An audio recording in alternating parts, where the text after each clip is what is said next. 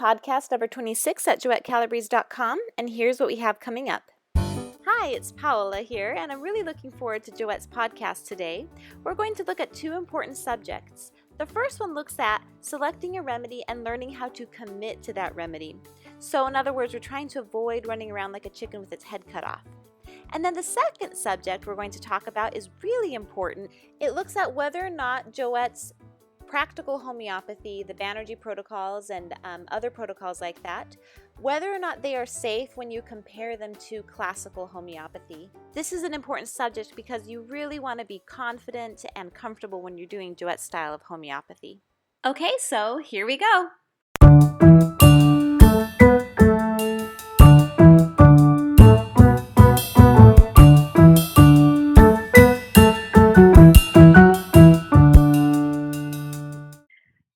Hi, I'm excited to be here with Joette again. Hi, Joette. How are you? Hi, Paola. Very well. How about you? Good. Doing good. All right. So we've got another podcast today for you guys, another homeopathy nugget that we're going to learn and discuss today. And today's subject is running around like a chicken with its head cut off. I think it's Laura that first coined that term in one of the classes. Laura is the gal that Joette teaches the classes with. So go ahead and jump into that, Joette. What does Laura mean by that? Well, I think what she's talking about, and I think this is what we've all been subject to, especially as mothers and grandmothers, is that we try a homeopathic medicine, or we try a certain food, or we try whatever modality we've decided we're going to start with, and we don't see instant relief. Let's say it's our child. And because we're so closely connected to our children and grandchildren, we can't help but want instant relief. It's horrible to see our children suffer. So we want something to happen now. And instead of waiting the prescribed certain amount of time for a homeopathic medicine to act, we say, well, maybe it wasn't that. We second guess ourselves. Maybe it really wasn't Hiparsulf. What if I was wrong? What if it really was arsenicum album? And so then we go to arsenicum album. We never gave Hiparsulf a chance. And let's talk about it as an acute situation. Okay, so let's say for a sore throat. So we automatically go to, for example, Hiparsulf, which is a very good choice for many kinds of sore throats. And if we don't see a reaction, we think, uh-oh, we're doomed. We got to go to something else. Or we say, okay, I can't stand it. The child is crying. Here's what I urge mothers, grandmothers, parents to do. Take a chill pill. Calm down. If the child is not dying, and by chill pill you mean probably an Ignatia, right? Yeah, probably. So I'm giving it to you rhetorically. Take a chill pill.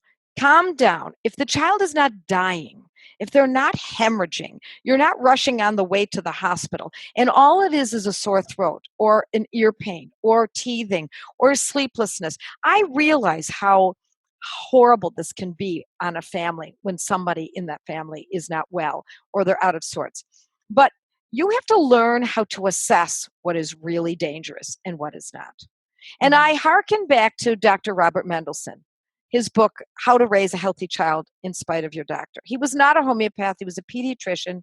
He died some couple of decades ago. Buy his book. I repeat this book all the time because this is where you get your gut spunk and moxie. Mm-hmm. Or another way of putting it, of calming down over every little thing the child has.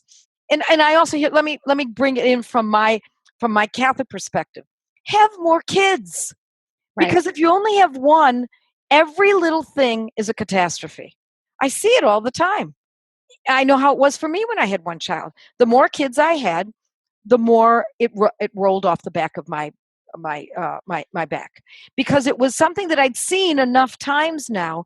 Croup didn't scare me anymore. An ear infection didn't frighten me. Teething didn't freak me.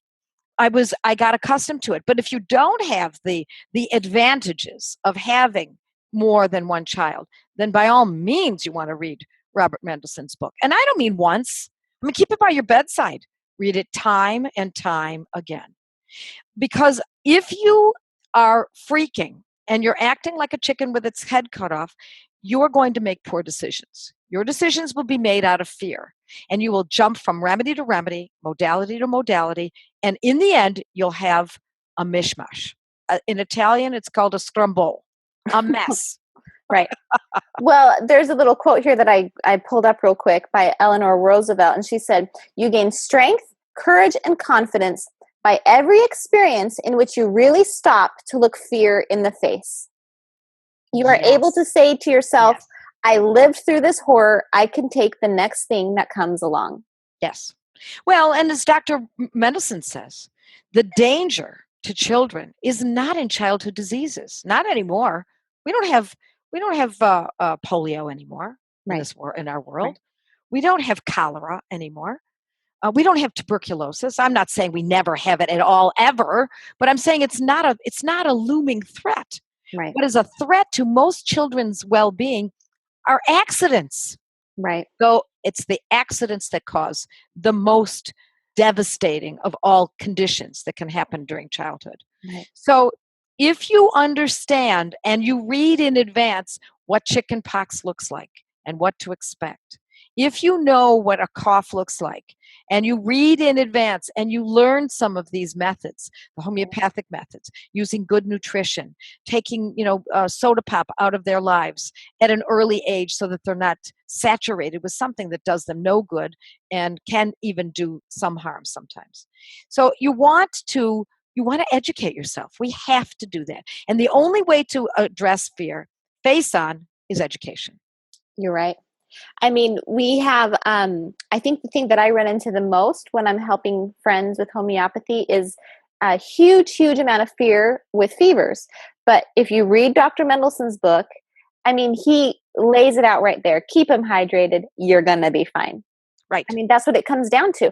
My daughter had a fever this week. I didn't even give her homeopathy until later when I saw, she's kind of getting an ear infection. So then I gave her pulsatilla, which is actually a Banerji protocol. Pulsatilla 30 for the ear infection, chamomilla 30 every 30 minutes when there's SOS acute pain, but her ear infection never got that bad. She was just kind of like, I feel something in my ear, so we did the pulsatilla.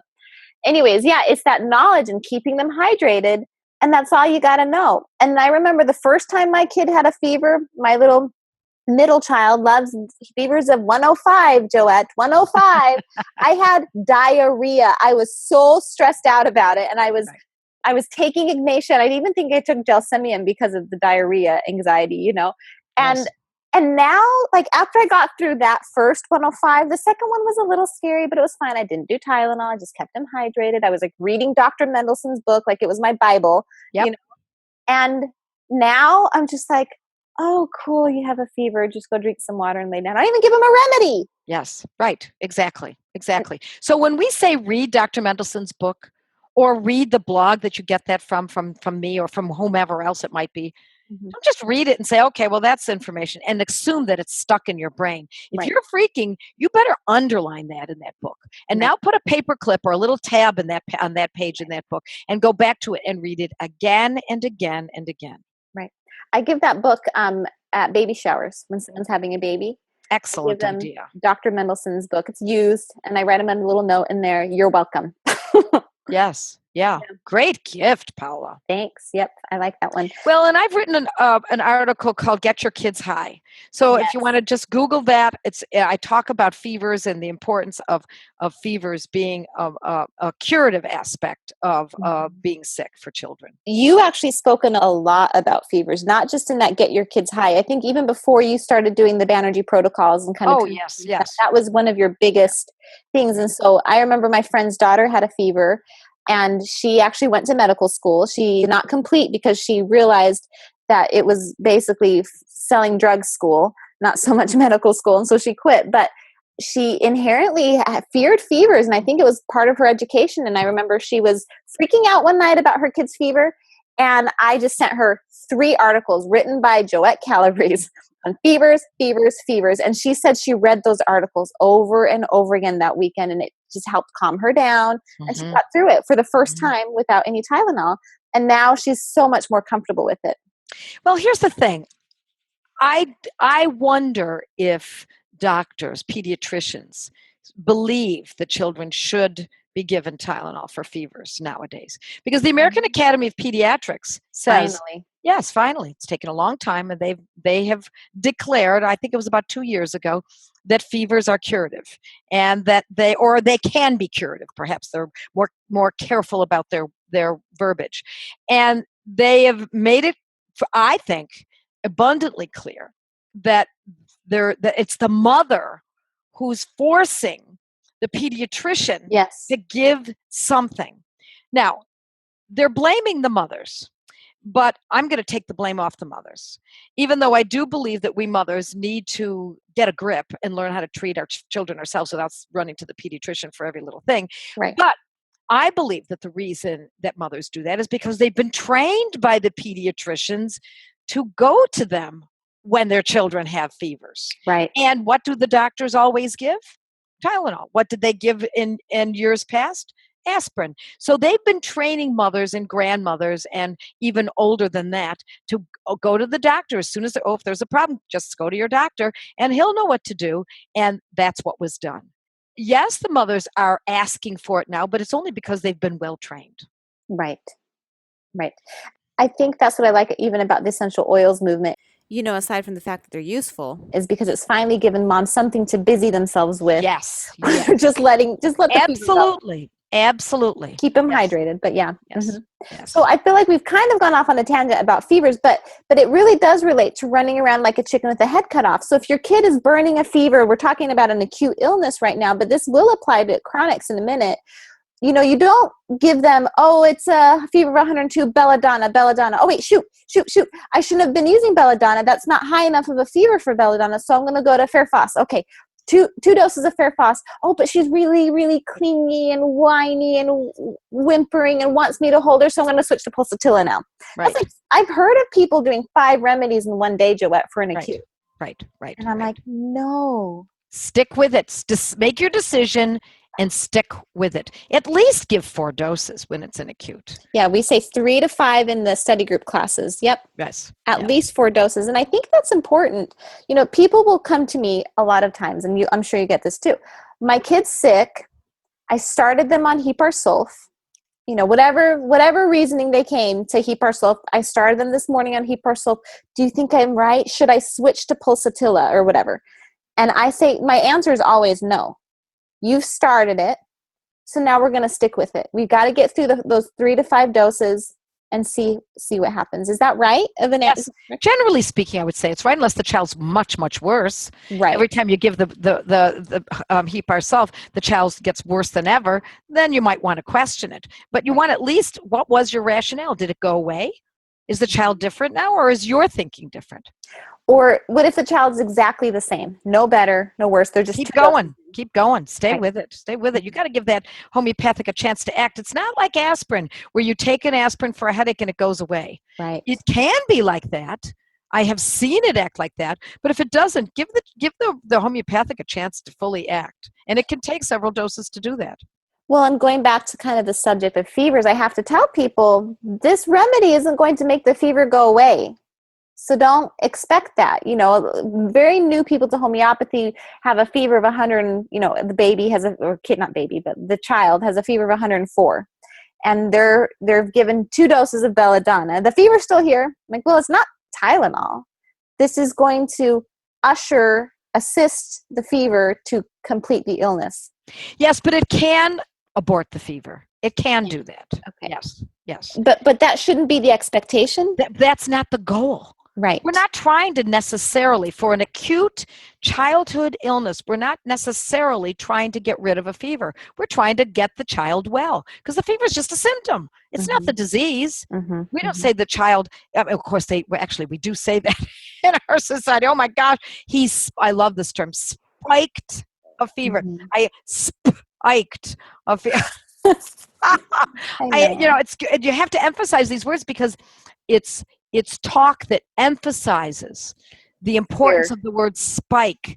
Spiking a fever is a very positive thing in most circumstances for childhood illness. We want that fever to cook it off. We should say he bloomed a fever. I hate the emotional blossomed, right? Yeah, blossomed a fever. Yes, blossomed a curative symptom. Oh, what symptom is that? Oh, the fever. Right. That is a part of the curative action.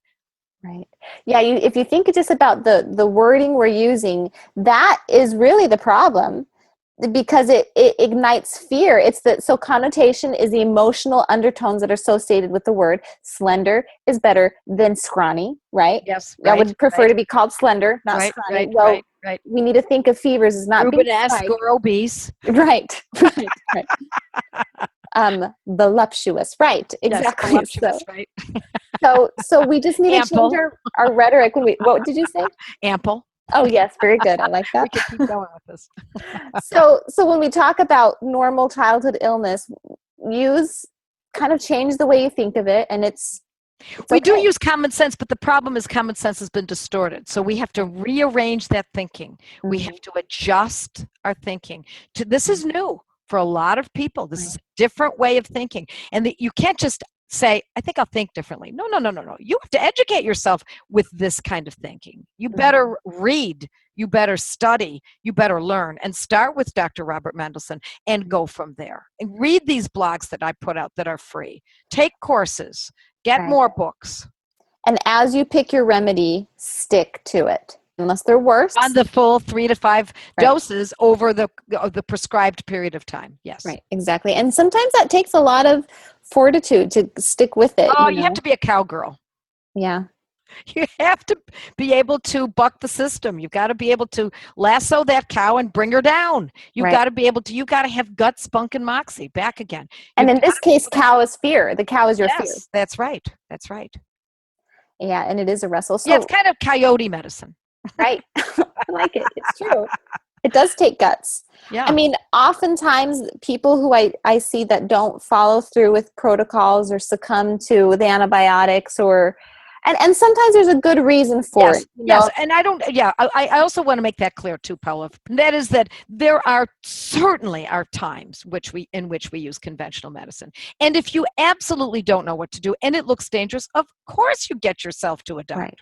And let's not be foolish here. Right. And if you want a full discussion on that, listen to the podcast on discernment that Joette and I had. Because we do want you to have that discernment. But basically we're saying, I find that people that do kind of, what I thought maybe it wasn't so serious, and it's because they haven't wrangled their fear and taken control over it. And running around with a chicken with your head cut off is a fear-based, knee-jerk action, trying to do it, and you're doing it wrong. Well, and I've also seen many parents and people for themselves as well go from doctor to doctor to doctor to doctor to doctor, modality to modality, and naturopath and chiropractor and acupuncturist and conventional doctor and functional doctor and homeopath. And they're just going all over the place, desperately looking for a method that's going to cure them. And I believe that if you stay in one modality, you'll probably find some good answers. Right. Okay, so really what we're talking about here by not jumping from one remedy to another remedy is especially when you're dealing with protocols for an illness, is respecting the protocols. I love that word. Well, yeah, because if you're saying, well, you have a little classical homeopathy training. Well, but my child really seems more like phosphorus because he's sparkly and he's got a twinkle in his eye and he's artistic. I don't think I want to use that protocol. I'm just going to throw phosphorus in there. Or I don't think that my child can handle a 200 potency, even though the Banerjis say to use a 200. I think I'm going to use a 30. I would urge people not to do that. When you say we should be respecting these Banerji protocols, it's based on knowledge of these doctors, the Banerjis and their colleagues, seeing 100 patients per day. There are 12 of them that are working in this clinic. That means there are 1,200 patients per day. At the end of a week, they've seen over 7,000 per week, and they've been doing this approximately, they've been seeing this many, for 150 years collectively. Yeah, 6 days a week, yep. I mean, do you know what it reminds me of? I have always had this keen awareness when I was a young mom, I mean, pregnant with my first baby, and I have this awesome mother-in-law, and my mom is awesome too. And my mother-in-law has had, 10 children. And that's like a weight. That's like a knowledge and a life experience that I know I don't have. And so when she would give me advice, I was really careful to listen to her advice because I knew where she was coming from and I knew that she had information. But then I see some of my other friends kind of dismiss the advice, like, oh no, I know better. And I look at them like, but you just have like one kid, and we have mothers and intuition, and I respect that too. But look at all the knowledge and The advice. data. Yes, the data. Of our grandmothers that we're dismissing here. Yes. Of our mothers, Yes. It seems very naive. 10 children every day for all those years. Yes. And and your mother-in-law, it sounds to me, from what you've told me, had a lot of innate knowledge. Yes, she did. And I just think, don't be naive. That's embarrassing. Like 10 years from now, you're going to be embarrassed. Don't be naive to not respect the protocols. Right. And then another aspect that's important about this, not avoiding running around like you're a chicken with the head cut off, is being organized and consistent. So, and that requires writing down what you see, what you saw when it started, when your child started getting the fever, what time of the day was it, and what remedy you chose, what you observed. There was a fever plus diarrhea. How often, how frequently were the movements? How severe was the diarrhea? Was it loose stool or was it explosive and watery? Those are things that you will forget, especially if you have seen 3 children and they're all getting sick. Mm-hmm. Who had what when? So you want to jot it down. Now, you don't want to jot down absolutely every little thing, but those that are noteworthy should be noted. I tell people, your Magic Markers podcast, and we talk about the magic markers of improvement. We have intensity, duration, and frequency. If you don't know what to write down, I think those are 3 things that you want to write down. That's right. I think in being organized and consistent is also having distance. That's a part of this. When your child is hanging on you and saying, Mom, I'm still not well. Mom, I'm still coughing. Or your husband is saying, what are you going to do about this? Come on, let's do something. Mm-hmm. You have to have enough staying power and being grounded enough to say, it requires time, a tincture of time. It takes time for these medicines to act. Don't expect me to just run my magic wand over them and correct everything within minutes. It takes some distance. You almost have to shut off your emotions for a while until you can see what's happening, so you can get enough. Because if you are helping a friend and you're not you don't have that child screaming in your lap, or the father who is saying, come on, and you have enough distance, you have the wherewithal. That's what you need in your own family sometimes. So it's learning how to be objective and detached. I can't tell you how many times, I talk to friends all the time. No, do the remedy that you started with, 3 to 5 doses, report back, take notes if you have to. When I'm in the middle of a crisis in my own home, this helps me tremendously. Yes. I have to tell myself, okay, what would I tell them if I were them? Right. Yes, and that really, really does help. Like, well, this is what I would say. Or sometimes I'll say, if I'm freaking out, and I'll say, I'm going to email Joette, or call the office and see if she has a quick minute. But then I have to tell myself, what is she going to tell me? I already know what she's going to tell me. She's going to tell me to stick with it, or to, be patient. And so then I'm like, okay, well, then I don't have to call her. And I don't call you all the time, but it's just, this human instinct to help me fix it. Help someone. Help. Yeah, but you got to think.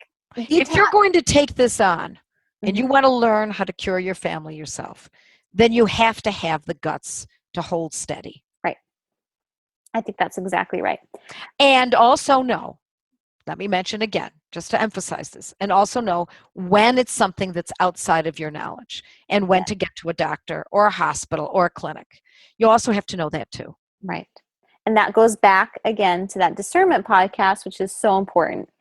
And then, you give us some rules, like when we're treating chronic conditions, we're going to touch into that just very briefly, but allowing, we say in the acute 3 to 5 doses. Well, then in the chronic, you got to give those 8 full weeks. 6 to 8 weeks. That's right. 6 to 8 weeks. And watch. Don't watch the hourly changes of a chronic illness. Don't let yourself do that. Distance yourself and allow those 8 weeks. That's right. Well, people often tell me between appointments, I just want to give you an update.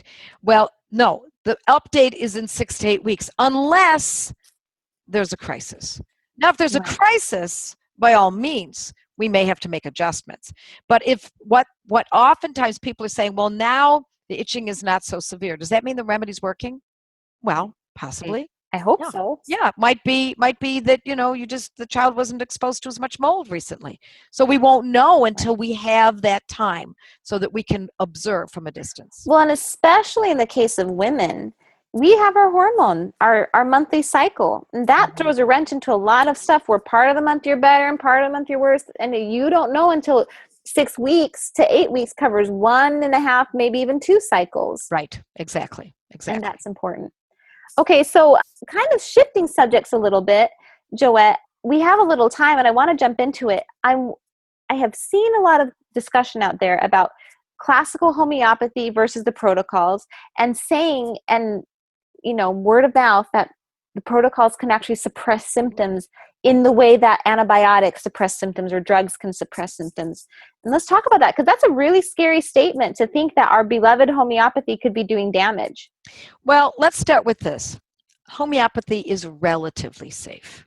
Okay. You can make a mess of things with homeopathy. There's no doubt about it. That's why I'm so clear when I try to teach these protocols, that you understand what you're getting into and what you're doing and how to use them and when to stop. So I hope that I make it clear. I believe I am. People come back and ask me questions, and I can see that they do understand. So, but if I've not, allow me to do so here. It is very important that the protocols be followed precisely if you're going to be using protocols. Now, if someone takes a homeopathic medicine and it is incorrect, you're taking it for eczema, and what it really is lupus. Okay?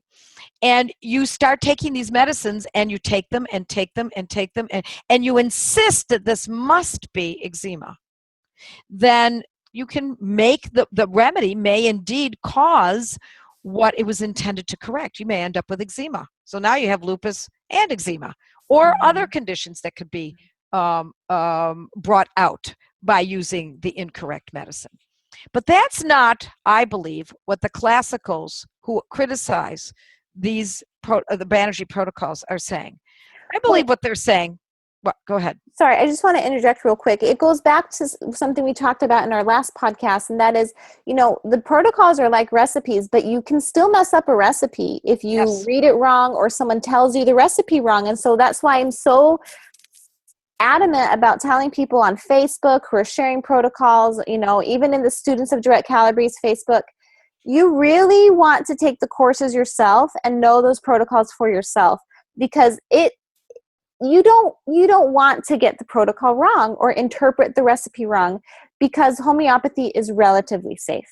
It's medicine. It's medicine. It's not herbs, not vitamins, not supplements, not essential oils. Right. It is medicine. So it has to be taken with a great more respect.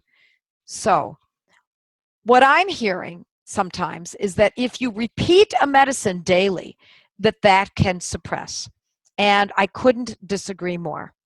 Okay. That's number one. Number two is that, yes, go ahead.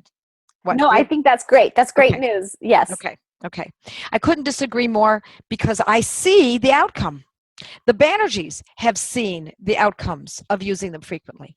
I also saw the outcome when I was a classical homeopath, and I used used homeopathic medicines, and I would give a dose and wait 6 weeks, or give 2 doses in 24 hours, or a third dose in 36 hours, and then wait and wait and wait and wait. And there were times when it was perfectly clear to me that it was important to repeat it, but my education told me not to repeat it. So what the Banerjis have done is given me permission. They've opened up my world and the world of many homeopaths, I believe, throughout the world, to use it more frequently, because it needs to be met with the condition more frequently. Because if we wait too long, the condition starts to clear up for a little while, and now we're week 4, week 5, it starts to come back again. Week 6, holy cow, here it comes back again. Gotta wait till week 8. That's classical. Gotta wait till week 8, or even week 6. Now you can give it again. Holy cow, who's gonna wait that long? Who's got that kind of time? Right. We live in a fast-paced world, and people don't want to wait for things to unfold. And indeed, it may work it does work. Classical homeopathy is a beautiful medicine, but it often takes too long, and we have such a better method by using these homeopathics in greater frequency. Mm-hmm. Now, that also harkens back to companies such as Highlands Homeopathics, or Boron, or Washington, or Hahnemann Pharmacy that make Helios, that manufacture combination remedies. And I'd been trained, when I was trained classically many years ago, don't ever use combination remedies. Well, that's great. But what that does is it keeps a huge segment of the population out of using homeopathy. And I abhor that. It means that curing and the ability to correct disease then can only be in the hands of classical homeopaths. Well, good luck, folks. There aren't very many, number one. Number two, they often don't share the information. They don't tell you what they're giving you. Mm-hmm. And they make it a kind of medicine that is only within the hands of a few. And I don't like that kind of thinking. Well, it's interesting. I have been to a classical homeopath before working with you, Joette, and he's a great homeopath. I think he's done a lot of good in the world, but he wouldn't tell me the remedy that he wanted to give me. That's very common in classical. And it kind of goes back to, I think, to what you're saying. Am I right? Yes, it is. That's exactly what we're talking about. It's keeping it so close to the vest that no one learns it. Mm-hmm. Well, I hate to say it, but I believe that there are classical homeopaths out there who don't want people to learn it. Mm-hmm. They believe it's dangerous. I think in some instances that's an excuse. Because there's a lot that we can teach families how to use homeopathy. There's a lot that we can get out there. If we keep it so close to the vest, it will never blossom the way it needs to blossom. Right. And I believe this belongs in the hands of the families. And perhaps it also comes down to, not every homeopath might be a good homeopath, but they're not necessarily good teachers. And that's a burden. I'm a mother first. Mm-hmm. I was a mother first, then I became a homeopath, and I can't wait till someday I become a grandmother, because this is what needs to be in every single family. Every mother and grandmother needs to know what arnica is used for. They need to know how to use hypericum. They need to know how to use belladonna and antimonium crude. If they don't know how to do this, then they are in the hand. What normally happens is they go directly to the conventional doctor and get suppressive methods. If they happen to have a classical homeopath by their side, great. But what if they don't? Right. Or what if the homeopath chooses incorrectly? You got to wait 6 to 8 weeks to find out? No. Mm-hmm. We need to know how to do this ourselves. Mm-hmm. And so what I like about the combination remedies that are available at Walmart. Mm-hmm. Hello? Shouldn't it be at Walmart? Why should it not be at Walmart? Right. What is this, esoteric? Right. Is this only for the upper echelon of education? Absolutely not. This is for everyone to use. So if a mother goes into Walmart and says, gee, what can I use for my child's teething or for sleeplessness or my husband's leg cramps? And there's a product that says homeopathic leg cramps. What do you know? Why should we discourage her from using this? Because number one, it's inexpensive. Number two, it's readily available. Number three, and most importantly, slam dunk, it usually works. Mm-hmm. And if we can give them a medicine that works instead of pain relievers for her husband's leg cramps, we are 50 legs up on where they were before they started this. We need to give this message to the world. It's really about empowering families, I think. Absolutely. And the point of this discussion is to let you know that while homeopathy is relatively safe, as you said, the statement that classical homeopathy does not suppress and the protocols suppress is really a sweeping statement that isn't necessarily true. That's right, because you can suppress with classical homeopathy too. They make mistakes too. The risk is in both. Yes, absolutely. And when we're buying, let's go back to those combination remedies for leg cramps or teething tablets or fever or colds and flus or cold calm, or there's so many wonderful combination remedies out there.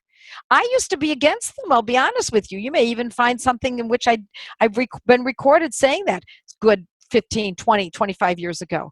But I've mended my ways Yep. because I see how important it is that families have this at their fingertips. And so if only one of the medicines is acting in a combination remedy to help that father or that husband with leg cramps so that he can get a good night's sleep, so he can get up and make a living for his family the next day, that's good enough for me. Just because there might be 4 others in that combination that are potentially superfluous doesn't mean it doesn't work.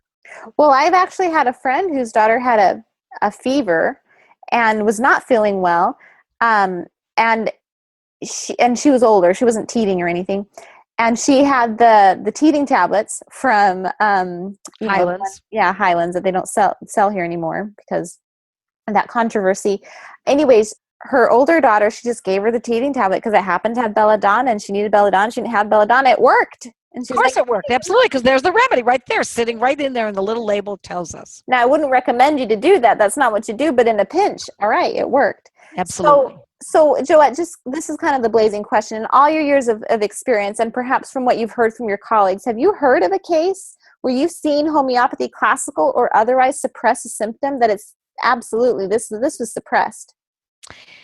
I have seen a case years ago when I first started studying homeopathy. One of my friends who was far ahead of me in understanding of homeopathy we were all using only classical, and she gave a homeopathic to someone, and the person got sick. They got sick, not with an acute, it was a chronic condition. And I wish I remembered the circumstances better. It scared the wits out of us because we all believed that it must have been the homeopathic medicine that was incorrectly chosen.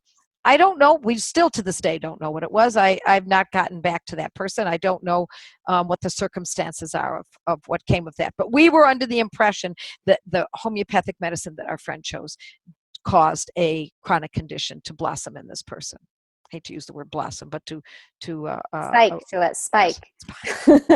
Spike. Yes. And so yes, it can happen. Absolutely, it can happen. But for my money, for my time, for my energy, I'll take this medicine any day over medicines that we know have side effects. We that know must have side effects in order for them to even act. And do suppress. If they worked, it means it's suppressed. That's right. That's right. Absolutely. Now, there are times when we don't mind suppressing. I mean, suppression isn't always a bad thing. When someone has to have surgery, you're going to suppress the sensation of pain when they use that scalpel across the abdomen. Of course, it's going to suppress. Let's do that. There may be a downside to that. Of course, there's a downside to it. The person can get sick later on. They can have vomiting from the local or general anesthesia. They can have nightmares from anesthesia. They can feel spacey from anesthesia. But hello, there are times when you have to do that, and you just weigh the advantages to the disadvantages. Yeah. But if you're using it without knowing, without understanding how serious side effects can be and how serious suppressions can be by using these drugs for long periods of time or even short ones, then you're walking into the lion's den blindly. Right. So basically what you're saying is, what other options do we have if you're going to sit in the corner paralyzed by fear that maybe possibly, there's a small chance that homeopathy might suppress and not going to do anything. Right. Well, then you got drugs, and we know that so it's like go with the safer option, and we know this is much safer. Yes, that's right. So I like those combination remedies. From boron, Highlands, etc. I like those. I think that they are changing the way we mothers, grandmothers, etc. Treat our children and our families. It's changing the world, and that's exactly what we want to do. My goal is to reach 100,000 households by 2020. I have it written on this little rock here on my desk. That I want to reach that many households. I hope I reach many more than that. But that was my original goal a few years ago, and that's my focus. I want people to know how to use this stuff. Right. Well, I can't thank you enough, Joette. We have a Moms with Moxie podcast coming out soon with Tina, and she talks about that at the end, about your goal and how thankful she is for it. And I too am thankful. So thank you for taking the time to talk to us today about not running around like a chicken with our head cut off, and kind of appreciating the difference between classical and the protocols, and that, it is relatively safe, basically. Yes. Well, thank you for doing these, Paola. It's always great. You just listened to a podcast by JoetteCalabrese.com, where nationally certified homeopath, public speaker, and author Joette Calabrese shared her passion for helping families stay healthy through homeopathy and nutrient-dense nutrition. Joette's podcasts are available on Google Play, Blueberry, Stitcher, and TuneIn Radio.